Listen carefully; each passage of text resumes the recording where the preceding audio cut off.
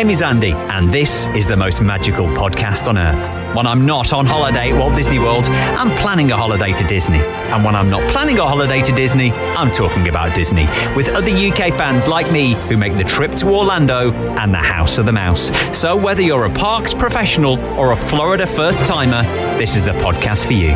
Each episode, I'll be chatting to other Disney superfans to share memories of their magical times, answering your Walt Disney World questions, getting you all the latest news from the parks, and finding out what's happening right now in Orlando. So get your ears on as we take you to the most magical place on earth. This is the most magical podcast on earth as part of the Secret Recordings Network. Follow us on the socials, Facebook, Twitter, Instagram, TikTok, @PodMagical. You can send a question there as well. We've had some questions coming through this week about the brand new Guardians of the Galaxy attraction that opens this weekend at Epcot. But we can answer those with our podcast guests. Graham and Becki are just back from Florida and they went on that attraction. How did they get on it before it officially opened and what is it like? We'll find out very soon. Hello to Mark, who is a brand new podcast listener. Andy, looking forward to our first ever Walt Disney World trip next year. And we started listening to the podcast. We're binging every episode from the very beginning. However, I have a question. On one of the top tips, you said, if you go to rope drop at Animal Kingdom, when everybody else turns left to go to Pandora, you should turn right and do something else. Do you still go by this advice? Because there's no fast passes anymore. Well, Mark, you are completely correct. I wouldn't follow that advice. This is the thing. It's great that you're going back to some of the old podcasts, but things we talk about on there, like free dining and fast passes, they no longer exist. And yes, things do change over time. No, I wouldn't do that anymore. If you're going to rope drop Animal Kingdom, especially if you're a resort guest and you're getting in half an hour before anybody else, I would get there half an hour before the half an hour and get in line to do Flight of Passage straight away. Even if you buy Genie Plus, the $15 a day Genie Plus, it's not going to get you on Flight of Passage. It's a separately ticketed attraction, which is not included in your Genie Plus. So probably the best thing to do if you don't want to pay to do Flight of Passage is get there for rope drop, get there before the park opens if you're staying on site. If you're not staying on site, it's probably not worth it. You're probably just going to have to pay for it. But if you can get there before everybody else, it is worth rope dropping Flight of Passage first. Or wait until the very end of the day, because there's no reason to stay at Animal Kingdom towards the end of the day. By afternoon, late afternoon, people kind of start to clear off. So if park, say, closes at 7 o'clock, if you get in line for Flight of Passage at 10 to 5 to 7, even if it says like the wait's like an hour and a half, it's probably not, and they'll still let you queue as long as you're in that queue before the park closes. You know, you're saving yourself a little bit of money. So, yeah, the old advice used to be get your 3 free passes, do Flight of Passage, do Navi River Journey, do the safaris and then rope drop and go right, but not anymore. If you're going to rope drop, if you're staying on site, then yeah, rope drop Flight of Passage. That is the advice. Any questions, send them over. And if you'd like to be a podcast guest, get in touch. That's what Graham and Becki did. I can't wait to talk to them because, well, they've done that attraction already. They have literally just got back from the most magical place on earth. When I say literally, they've been on that attraction that only opens this weekend. Hello, Graham and Becki. Hello. Hello. Hi, Andy. Let's talk about that attraction. Which attraction did you go on your last trip? We went on Guardians of the Galaxy. You have been on Guardians of the Galaxy Cosmic Rewind that only opens this coming weekend. Yeah, we did, yeah. We were very, very lucky to do a DVC preview. Right, okay. Now, we'll talk about it more at the end of the podcast, just in case people don't want to listen, but we'll try and talk about it without spoilers. But if you could describe the attraction just for now in one word, what would that be? Oh my gosh. That's hard. Incredible. Incredible. Fantastic. Yeah. Fantastic. And fantastic. Right. Yeah. Let's talk about why you love Walt Disney World then. That was always the big question I like to start the podcast with. What is it for you that makes it the most magical place on earth? So I think for us, which is a lot of what people say is the escapism. Yeah. Our eldest daughter, she's got special needs, and we first started going sort of properly after she was born. And it was just a real place for us to be able to get away from all of that, all the hospital appointments and doctors' appointments and all that sort of stuff. It was just our safe place in a way, somewhere to just get away. It's the quality of time that you get to have as a family that I don't feel you get on any other holiday, because there's something for a child of every age. Yeah. To engage in and to enjoy, and then, like you said, there's no distractions. So the Wi-Fi is rubbish. Don't worry about that. So you're not constantly on social media or doing all that sort of home admin stuff. So it's just the quality of time that you get to have as a family. Yeah, I mean, it's a real escape for most people. If you've got real stuff going on back home, it's even better. Yeah. When was the first time you went? It was 10 years ago in July 2012 with my sister and her then husband, Bruce. So Justin Bruce took us. They were big Disney fans, and so we got to enjoy it sort of through their experiences, through their eyes the first time. And we were only there for 5 days, 4 nights. That was our first little dip into Disney. So, yeah, flying visit, one day at each park, and that was it. Yeah. Very, very quick. But we loved it. But yeah, it wasn't until he was born and diagnosed that we were like, we've got to go back. We've got to do it again. Were you a little bit worried when they made you go first time? We were like, oh, we'll just go. You're going on about this place. It can't be that good. We'll go. We'll shut you up. What was it like that? It wasn't, because we'd both done Disneyland Paris as children. Yeah. So we both loved Disney anyway. I think we were just more excited, weren't we, to actually going. It was one of those places where my grandma used to say to me, if I win the lottery, I'll take you to Disney. And it was almost one of those places that I'd never thought I'd end up going, and sort of maybe not lost interest in it, but never thought I thought I was too old to go or whatever. And then when they suggested that we go, it was just like, okay, like I'm up for this. And then once we got there, we had such a great time. So, well, obviously because you own DVC, which is it's kind of it's hard to describe. It's kind of like the timeshare, isn't it? So, what made you buy DVC? It was on the trip in 2017, so our first one with our daughter, and we saw a lot of families who had older children or adult children with special needs, and we just thought, you know what, she's going to love this forever. This is her safe place. This is her real enjoyment. Her smile has been, from ear to ear the whole 2 weeks that we've been here. Like, she loves this and she's going to love it forever. Let's buy in now. It would save us money in the long run, apparently. Although we're spending a lot of money now. Would you say it has saved you money then over the last 5 years? Apart from the 2 years we couldn't go? Yeah. We don't go every year. No. So the benefit with DVC is you can use 3 years worth of points effectively for one trip. Yeah. And so our plan initially was to do it every 3 years.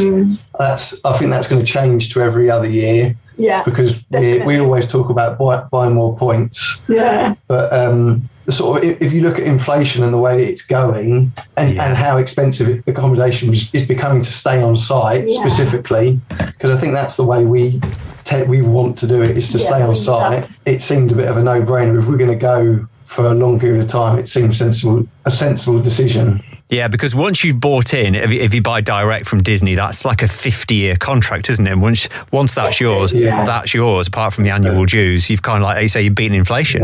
Yeah. And annual, don't get me wrong, annual dues will go up. Yeah, it's just something to take into account when you do, if people are thinking about it. It's something to take into account. Is inflation, if you're going to stay at a Disney resort every year or every other year you go, they're constantly putting prices up at the minute. So. Well, that's it, yeah. Everything's just getting more and more expensive, isn't it? Yeah. So what's your favourite place to stay? Have you stayed at quite a few of the hotels and resorts? Being DVC. We have a few, haven't we? So we stayed at Yacht Club, Animal Kingdom, Boardwalk, and this time went to Saratoga Springs for the first time. And our favourite has to be the Boardwalk, doesn't it? Yeah. We love it. It's just the location, being so close to Epcot, you can walk to Epcot. It's a little bit of a further walk to Hollywood Studios. We still do it because we love it. But we do it. Yeah. And then you can still get a monorail to Magic Kingdom if you want. Yeah. It was just sort of a variety of transport options and being able to walk to two parks. That's a real time saver, isn't it, when you can walk to two parks? And you say it's a bit further to walk to Hollywood Studios, but to be honest, by the time you've walked there from Boardwalk, it's actually quicker than getting transport. Yeah. Oh, yeah, definitely. And even if you want, you can get the boat down there, and there are other options. So there's not just the buses. And I guess the Skyliner now, that's it. Yeah, of course. You can walk, And what about favourite places to eat? Are you people who like to plan your food way in advance? Yes, we do. Yeah, we like to plan everything, don't we? We do. Yeah, we've got probably three restaurants we've done every trip we've done. Yeah. Go for it. Which are Garden Grill, because we love the character meet and greet there. Love it. Unlike anywhere else, they come around sort of 3-4 times during a meal, and they're just so lovely, aren't they? The time they give you is brilliant. They're brilliant characters there. And then Teppanedu in Japan at Epcot. We just love that experience. The chefs there are incredible, always really entertaining. It's it's not something you do a lot back home, eating that sort of style. And then our last one is Ohana. Love it. Which is brilliant. It's just a fantastic meal from start to finish, from the bread service through to the dessert. The bread pudding is amazing. Yeah, and we've always had a good seat watching the castle as well, haven't we? Every time. Yeah, we've been very fortunate. Yeah. Do you go, when you go to Ohana, do you try and time it for fireworks? We're not that good, no. I think early. Because the girls are still a bit young, so our girls are 7 and 3. Yeah. So it's just a little bit late for them to eat. Otherwise, they get groggy and hangry, as we all do. It's a bit late, but it's definitely something we want to try and do once they're a bit older. You say you got the 2 girls. How is it being at Disney with them, especially if you've got special needs to contend with? How do you get around that? Well, Disney are incredible. They're really, really brilliant with their special needs program that they've got. So we do the DAS, the Disability Access Service, which we did in advance this year, that you can do online. So we did that ahead of our trip. So we got 2 pre-booked lightning lanes, and then just walking around the park, the way people reference in Disney the wheelchair is wonderful, aren't they? They're like the princess in her carriage, you come first, and you're like, thank you. And then Annabelle, who doesn't have special needs, she's 3, and she is a proper little princess, isn't she? I can imagine. She loved it. Oh yeah, it was her first proper time going, and she just adored everything. There's Mickey Mouse, there's Pluto, there's everyone, because they're everywhere at the moment as well, which is great. Yeah, having them out in the parks everywhere. I bet guessing taking her at the age of 3. Well, had she been before as a baby, or was this her first time? Yeah, but 4 months old. I guess 4 months old was a hard trip. Yeah, it's not one I would recommend to parents if you're not traveling, because it was August as well, so it was really hot. Yeah. So trying to keep her cool was difficult. So 3 was much better. I'm looking forward to 5. Already looking forward to that age. I'm guessing though, every time you go, it's like going for the first time, because you had your first time, then you had your daughter's first time, then your other daughter's first time when she actually realised. So it's like a new experience all the time, isn't it? It really is. Yeah, it really is. And this trip as well, we went with my brother and his fiancée, and there was stuff that they'd never done. They've both been. They're big Disney fans as well, yeah. They've been before, but there was stuff that they just never done, and we were like, "Oh, so have you done this?" And they'd turn around and be like, "No, we've never done this." And it was like they'd never been. Yeah, they've done the little rides, the baby rides. They've not done what I consider probably the more original rides, if that makes sense. Yeah. I know what you mean, Graham. What you mean, they've been, but they've not done it right.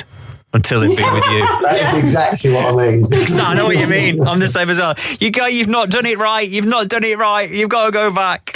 What is your favourite memory from your visits to Walt Disney World? I think for me, on the first trip in 2012, it was my birthday evening. So I turned 24. We just had dinner at Cinderella's royal table, and then we watched the fireworks outside the castle, and seeing Tinkerbell fly down during the fireworks I was in awe. I was like, oh my goodness, what's happening? That was my first I love Disney moment. Yeah. And then mine is we had a magic moment where in 2019 we were just walking down Main Street. We had a cast member stop us and say, "Have you seen Snow White today?" And we were like, "No." And he said, "Well, she meets just where you come in into the park on the left hand side. She's just about to go, but there's no queue, so if you go there now, you should be able to see her." Unfortunately, we missed her. Oh. We then bumped into him again on Main Street, and he said, "Oh, did you manage to see her?" And we said, "No, we didn't." And so he said, "Okay, have you seen Mickey?" And we said, yeah, we've just come out from seeing Mickey. Oh, it was Mickey and Minnie at the time because it was their anniversary. Yeah. And then he said, how about Tinkerbell? And we said, no, we've not seen Tinkerbell. And he's like, right, follow me. And just took us to the fast pass line as it was back then. Yeah. And just said, right, these four, in you go. Yeah. So little things like that he didn't have to stop and do that for us at all. Sprinkling of it's just that stuff like that just makes you trip. Yeah. Yeah. It's the simplest little things that cost nothing, but you remember forever. Yeah. That's it. Disney's really good at that. Yeah, they're brilliant. We are going to talk about the new Guardians of the Galaxy Cosmic Rewind with Graham and Becki because they've just come back from Walt Disney World. So we'll find out all about that new attraction that opens this weekend. Let's get a quick update on the news first.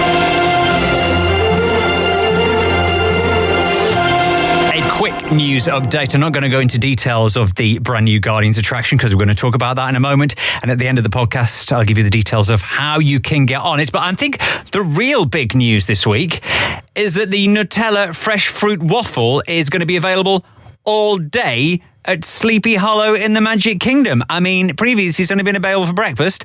Now it's going to be available all day. Surely that's going to be the biggest news. Also other news coming from Walt Disney World. We've had more details about this year's Food and Wine Festival and the artists who are going to be appearing, including the Baha Men, Tiffany, Taylor Dane, Christopher Cross, Air Supply, BB Mac. Remember them? Billy Ocean, Hanson, Boys to Men will all be taking part in the International Food and Wine Festival's Eat to the Beat concert series. The Food and Wine Festival, by the way, starts quite soon. Well, as soon as the Flower and Garden Festival finishes, it's a week. And then from the 14th of July through to the 19th of November, they're the dates for this year's Epcot International Food and Wine Festival. Closer to home, the free dining package offered by the Walt Disney World Travel Company to us here in the UK. Those big offers go on sale this week. And also us here in the UK, the Walt Disney Company are offering a great competition at the moment. Check out their Instagram and their Facebook because they're giving you the chance to win, 7 nights at Walt Disney World. One of those nights will be in the Castle Suite in Cinderella Castle. You heard me right. It is a competition that's running just for us here in the UK. Check out Disney Parks UK on Instagram. They'll have all the details on there. If you win, please take me with you and keep up to date with all the news that's coming over between now and the next podcast. Follow us on Facebook, Twitter, Instagram @PodMagical. Graham and Becki are on this episode of the podcast. Just come back from Walt Disney World. You've been on the new Guardians attraction at Epcot? Yes. Yeah. But I have another question. What's your favourite attraction at Walt Disney World? Well, I think I'll go first because I'm not going to say Guardians of the Galaxy. Oh, you're not going to say it? Okay. No, I'm not a big ride person. I'm a big fat wuss. So my favourite ride is actually Toy Story Mania. I love it. It's so much fun. And Annabelle this time, she really got the hang of it at 3. She really got the hang of it. And she went from 0 points on her first ride up to 8,900 points on her last one. And I was just wow, so that's proud. more than me. It was so fun. It was really good. Yeah. For a 3-year-old, it's brilliant. Yeah. So that's your favourite attraction. Graham, what's your favourite attraction? And then until this trip, my favourite was probably, I do really like Splash Mountain. Yeah. But yeah, Guardians and Flights of Passage as well. Okay. But this trip, it was the first time as well we'd done Rise of Resistance. Yeah. But yeah, Guardians for me, it's because I'm a roller coaster person. So right. I think Okay. as great as Rise is, I think just for me, just a bit more of a adrenaline rush, and it's not a huge adrenaline rush. Well, yeah, it's enough of an adrenaline rush. It's fantastic. Let's talk some more about the attraction then, okay? This is the point in the podcast. If you don't want to know anything about Guardians Cosmic Rewind, because it only opens this weekend, and for a lot of people, you've only got one attempt at doing it for the first time, so I don't want to ruin it on the podcast, but we'll try and talk about it without ruining too much. There's your opportunity to go. See you in 2 weeks if you want to go. So, So you're a DVC member, so you got invited to be on it before anybody else. Yeah. So basically, there's some DVC Facebook groups, and there was a post that went up and said, "We think there's going to be a preview for Guardians." There's a link that is effectively a registration page that will open on this Friday at, I think it was about 2:00 our time. Yeah. And then there was a load of people saying, "Oh, it's a hoax," and all this sort of stuff. And we just thought, well, we'll join the queue, and if they ask for information we don't want to give over, we won't give it, and we'll miss out. Luckily, it wasn't a hoax, and we got in. We were like 516 in the queue, so we were nice and early to it. So yeah, I managed to get those tickets. I mean, within an hour, it was all the allotment was gone. So, and there was thousands of people there on the day that we were doing it, and they also had the annual pass days as well. So they were doing the previews for quite a while, weren't they? That's it. And did you go in it? Did you get to go in it more than once, or was it just that one attempt? You could. No. You were allowed to. You could keep riding until you were done. Yeah, my legs couldn't cope with that though. So just the once for you, Becki. For me was maybe forever. So how would you describe it then? What is it like? I would say it's like a sort of modern Space Mountain. Right. Okay. Mm-hmm. Yeah, but it's got a bit of but it's obviously a twist on it. With, again, not to spoil it, but obviously the cars rotate, which is unlike anything at Disney. Which it's a completely different experience with it doing that. Yeah, and just to sort of ease some people's nerves, it doesn't spin like the teacups. No. Okay, yeah, that would be quite. Yeah, it rotates. So it's generally you rotate. With sort of 90 degrees left or 90 degrees right. With, say, if it's a bend round to the left, you turn so you're facing into the bend. I'm with you. Yeah. But it's a very smooth. Very smooth. Like Seven Dwarfs, lovely and smooth. So if you have motion sickness or anything like that, will you be all right? I felt a bit sick. Okay. I was going to say, I think it's on the cusp. Yeah. I have, since coming back, I have seen a couple of sort of blog posts saying that there are a few people suffering with motion sickness. So I think it's on the limit. Right. Okay. It was funny to see the faces of the people coming out whilst we were waiting to go on. And I thought, well, they don't look particularly excited that they've just ridden this ride. And then when we got off and I struggled to walk up the stairs because my legs were like jelly, I was like, aha, I get it now. Get it now. It feels a little bit rough. Does it feel very fast? Yes, it is fast. It is fast. It's not as fast as... It's like Expeditionaires. I wouldn't say it's not quite that fast. And again, you can sort of gauge our opinions on... I'm a ride person and Becki isn't. Yeah. So if you're a ride person, it's not that fast. But if you're not a ride person, you may think it is fast. I was clinging on, so I would say it's fast. Okay, these are the questions because I put this on socials the other day. If anybody got any questions, any loop-de-loops was one of the questions. Does it go upside down? No loop-de-loop. No, okay, so you don't go upside down. So that's totally fine. No, thank you. Well, I don't think there's any more spoilers there. I think we can look forward to going on that one.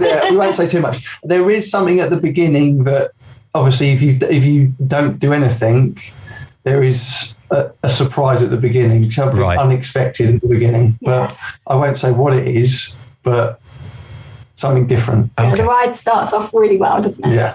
Is it quite long? Because you can get 4 spaceship Earths inside the building. So is it quite a long? Yeah, it is. I heard it's the longest indoor roller coaster in the world, I believe.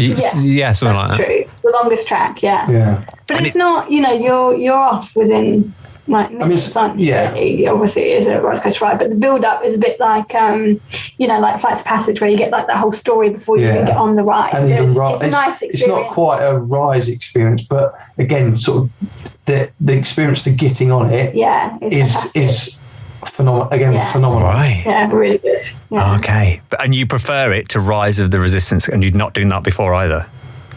Yeah. Correct, yeah. I'm excited now. I can't wait to go on it. It is absolutely. It is phenomenal. Yeah. It's so good. Again, going back to sort of a modern Space Mountain, it's the clarity of what you see and... Oh, incredible. Yeah. Yeah. I don't want to give too much away, but yeah. No. Yeah. I'm going to give you your perfect day at Walt Disney World. So I think we'd like to wake up at the Boardwalk. Yeah. Because it's our favourite location. Yeah. And then we'll just walk into Epcot and go to France for some breakfast. There's no queues on our perfect day. Yeah, well, we used to think Paris was quite a nice, or France was quite a nice location, quiet location to go and grab a croissant and stuff at breakfast. But now Ratatouille's there, it's chaos. Yeah, I noticed that last time. So yeah, we'll go there and grab breakfast. Yeah. And then come back, do Guardians, obviously. Yeah. Do Soarin'. Do Soarin'. Love Soarin'. That's more my kind of ride. Yeah. Nice and gentle. Yeah, take it easy. And then lunch at Garden Grill with our favourite characters. Yeah. Park hop to Magic Kingdom, which is my favourite park of them all. Yeah. Yeah. And then there's a couple of rides there that we just have to ride. So Buzz Lightyear, Space Ranger Spin, great one. Seven Dwarfs, Mine Train is our 7-year-old daughter's favourite ride out of all of Disney. She talks about it all the time. So you have to ride that one. And Splash Mountain is her new favourite. She really liked that one. It was her first time being able to ride that. So she loved that one. Yeah. And then we would probably hop to Ohana for dinner. Yeah. Good plan. Why not? Pop on the monorail nice and close. And then head back into Magic Kingdom to watch fireworks in the evening. Yeah. That sounds like an absolutely perfect day. You've got all the great food in there, fireworks. You're not like park hopping and bouncing around. You can get the monorail. I was thinking, we could go to every park, but then one time we'd love to do that, wouldn't we? 4 parks one day, all the transportations, but it's a lot, and that's not really a perfect day. That's more of a day. Yeah. Normally when we go, we tend to do 1 park per day, or we might park up in the evening for dinner to say go back to Epcot or something like that. Yeah. Because lots of dinner options there. But we do tend to spend 1 day at 1 park, don't we? Yeah. I think as well with the park hopping, you can't do till 2 o'clock. So it's really difficult to get in another 3 parks between 2 and 9 p.m. It's crazy. Did you get to use the extra half an hour in the morning? And then also Magic Kingdom and Epcot a couple of nights because you were at DVC. Did you get those extra hours at night as well? Did you make use of that? We did not, no. So no, we did the half an hour in the morning, which you can. I think, like you said before, that you can get a lot done in that half an hour. Yeah. At least get a ride done and in a queue for another. That's it, yeah. You're getting in half an hour before the half an hour is the trick. Rides, yeah, especially in Magic Kingdom. It's like there, you've got lots of little rides, so you can do at Magic Kingdom. You can get actually 3 rides done. Yeah, if you get the smaller rides, you can get lots of the smaller rides ticked off. So we did do the half an hour in the morning with the girls. Yeah, but we especially earlier in the trip when we were still accustomed to the time. Wide awake. Yeah. But we didn't do it late is with the girls being at their ages at the minute, it's difficult to do it. We only watched the 50th anniversary, what's that called? Enchantment once, and we watched the Harmonious. We watched them once each, that was it. We didn't want to push it too much with the girls. Because the girls get too tired. We always say, we'll take a break in the middle of the day. And you never do? We never do. We just can't leave. We're like, just one more thing. Well, you look down at your watch and you realise it's 3 o'clock and it's like, we need to get back here for 5 o'clock for dinner. So what's the point? Do you venture out of Disney, or do you just tend to stay in the Disney parks and Disney resorts? No, we don't. When we go, we don't hire a car. We get the coach from the airport. We did Mears this time. How was that, by the way? The Mears. It was fine. It wasn't as magical as the Magical Express, it wasn't magical as that. The trivia was not as good as that. But it got us from A to B, and it was cheaper than a lift, and we didn't have to take car seats. So for convenience, brilliant. Yeah. Really brilliant. It's the same location, so you know exactly where you're going at the airport. If you remember, you're on the right side of the airport to start with. Don't forget that, because that always confuses we always end up walking to the other side of the airport, and we're like, we don't want this side. No, we want B, not A, or A, not B. I always forget which one. I always remember going with Virgin, and they used to give you the $200, and you had to go and find somebody in the airport to get it. And it's like you go from one part of the airport to the other part, and then to come back again for the Magical Express. It's quite a big airport. It's massive. Yeah. We don't hire a car, so we always use Disney transport to get around. Don't we use the buses, the monorail, Skyliner this time. time. So we don't tend to venture out. But on our 2012 trip, it was part of a little bit of a bigger trip where we were staying in Florida for 10 days and Disney for just 5 of those. And we did go to the Kennedy Space Center and we did lunch with an astronaut called James F. Riley, which was incredible to hear his story and his time in space. So would really recommend that. Yeah, really recommend going to do that. It was really, really incredible. So when's your next trip? Have you got enough DVC points left to go soon? We are already planning, always planning a trip ahead of the trip that we're already on. I always like to know when I'm going back. So we're planning a trip for November 2024 with our best friends, Lisa, Anthony, and their son, Dylan. And we are planning on going on his 5th birthday. So it'll be a super special one for them. They've never been before. So it's our first time taking newbies with us. Oh, I love doing that. So we'll be heading...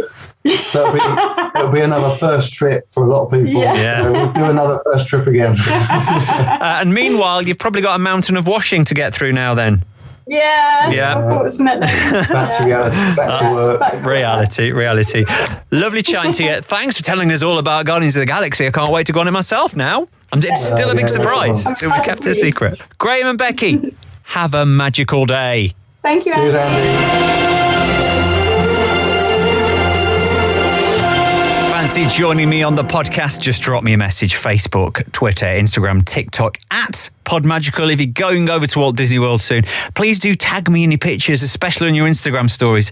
Then we can share them. We can all live through your holiday. I like to do that. If you're on your way to the airport now, going to Walt Disney World very soon, firstly, it's going to be busy this weekend because we've got a public holiday. We've got Memorial Day this coming Monday. So it's a bank holiday weekend, if you like.